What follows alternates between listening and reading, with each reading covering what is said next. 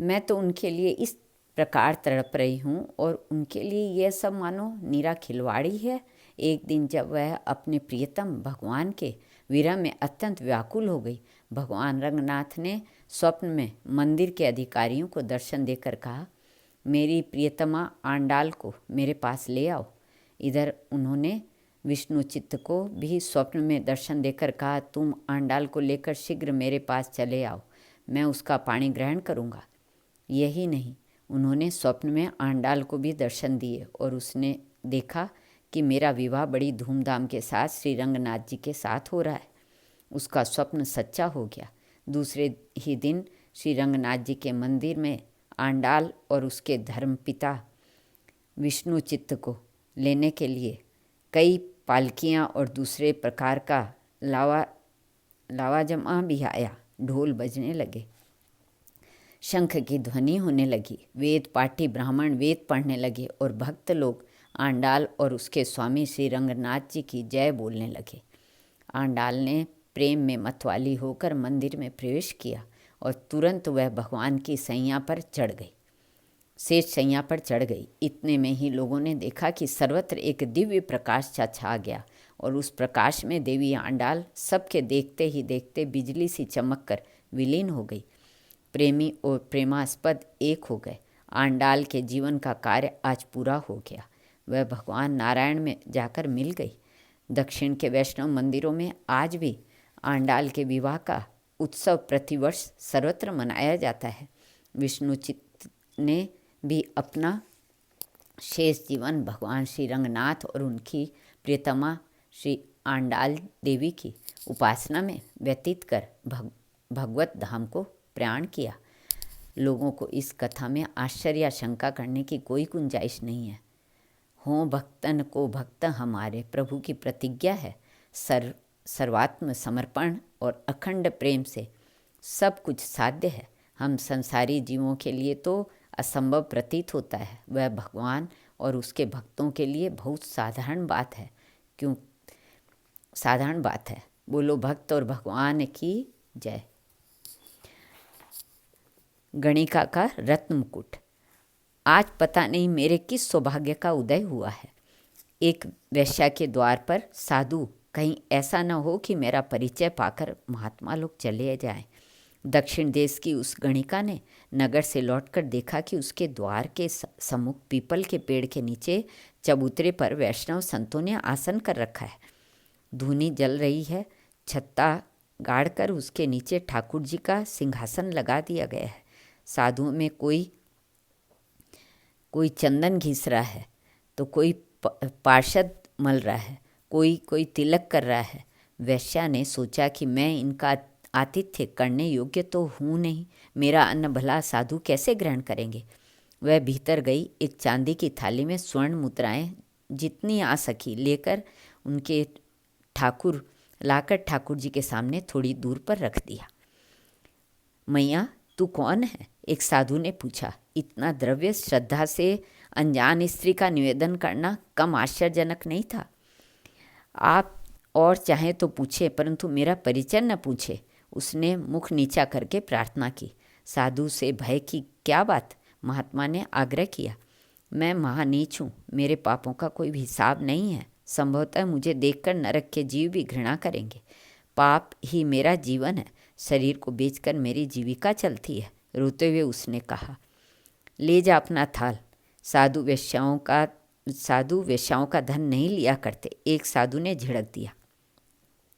महाराज, मेरे जैसी महापापिनी से नरक या नारकीय जीव तक घृणा करते हैं, किंतु गंगा जी तो घृणा नहीं करती। मैं नित्य गोदा माता की पवित्र धारा में डुबकी लगाती हूँ। उन्होंने कभी मेरा तिरस्कार नहीं किया। सुना है कि साधु गंगा जी से भी अधिक पवित्र होते हैं। संत तो सुरसरी को ही भी पवित्र कर देते हैं। आप यदि मुझसे घृणा करेंगे तो फिर कौन पतिता का उद्धार करेगा? मेरा दुर्भाग्य। उसने अत्यंत दुखित होकर थाल उठा लिया। मैया, श्री रंगनाथ के लिए मुकुट बनवा दे। मंडली में जो सबसे वृद्ध थे उन्होंने कहा।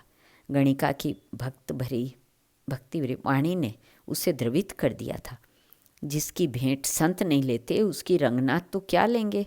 साधु तो भगवान से भी अधिक दयालु होते हैं, वे तो उसे सर्वेश से भी अधिक पतितों पर कृपा करते हैं। जिसका तिरस्कार साधुओं ने ही कर दिया उसके लिए भगवान से क्या आशा रही। वह रोती हुई जा रही थी। मैया, उपहार न लेना होता तो मुकुट बनवाने का आदेश न देता। वृद्ध साधु ने स्पष्ट समझाया। वह द्रव्य साधुओं ने स्वीकार कर लिया।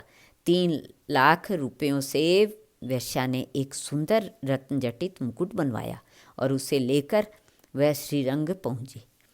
मैं अपवित्र हूँ, मेरा मंदिर में जाना उचित नहीं, आप मुकुट भगवान को चढ़ा दें। भला श्री रंगनाथ के पुजारी जी यह वेश्या का आग्रह कैसे मान ले। उन्हें तो स्वप्न में भगवान ने स्पष्ट आदेश दिया था कि वे उसी वेश्या के हाथ से मुकुट धारण करेंगे। विवश होकर वह मुकुट लेकर गई। दोनों हाथों में मुकुट उठाकर नृत्य करते हुए वह आगे बढ़ी। आज भगवान के श्रृंगार में मस्तक पर मुकुट नहीं था, सिंहासन ऊंचा था। मूर्ति के मस्तक पर वेश्या का हाथ पहुंच नहीं सकता था। उसने मुकुट उठाया। सब ने देखा कि श्री रंगनाथ के श्री विग्रह ने मस्तक झुका लिया।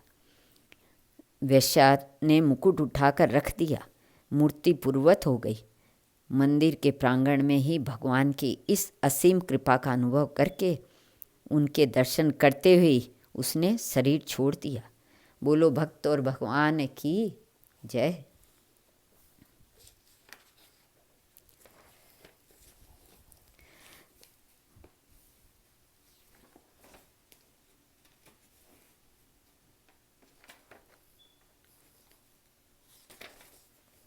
पवित्र गणिका। वह कथा बहुत पुरानी है। एक नगर में जीवंती नाम की एक वेश्या रहती थी। वह थी तो पवित्र, संस्कार संपन्न, परंतु कुछ बड़े पाप के प्रभाव से उसने गणिका के घर में जन्म लिया। वह व्यभिचार वृत्ति से अपना पेट पालन करती थी। यह तोता बहुत सुंदर है, मुझे दे दो। गणिका ने तोता बेचने वाले से कहा। बेचने वाले को मूल्य से मतलब था।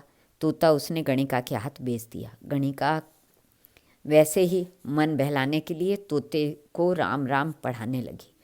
पर नाम का प्रभाव तो समस्त पापों का नाश करने वाला होता है।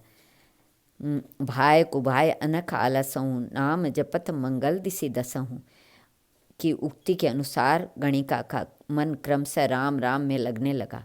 उसे जब भी अवकाश मिलता वह तोते के पास आकर बैठ जाती। तोता राम राम गाने लगता। गणिका ने तोते को अच्छे स्वर का अभ्यास करा दिया था। स्वयं ही तोते के स्वर से स्वर मिलाकर अत्यंत मधुरता से राम राम गाती। मृत्यु जीवों के पीछे सिंघनी की तरह दौड़ रही है। गणिका और तोता दोनों प्राण पंछी एक ही साथ राम राम कहते हुए निकल गए। उस समय वहाँ बड़ी विचित्र घटना घटी। दोनों प्राणियों के प्राण अपने अपने लोकों में ले जाने के लिए यमराज और श्री विष्णु के दूत आ गए। विष्णु के दूत सबल थे। यमदूत घबराए हुए यमराज के पास पहुँचे। गणिका तथा तोते की सारी कहानी सुना दी। इस बात पर अधिक जोर दिया गया कि गणिका महाव्यभिचारिणी तथा अधमा थी। यमराज ने गंभीरता से उत्तर दिया, यदि उन्होंने राम नाम राम नाम 2 अक्षरों का मरते समय स्मरण किया है तो वे मुझसे भी कभी दंडनीय नहीं हैं। उस राम नाम के प्रताप से भगवान नारायण उनके प्रभु हो गए। गणिका पवित्र हो गई।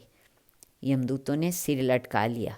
गणिका दिव्य लोक में चली गई। बोलो भक्त और भगवान की जय।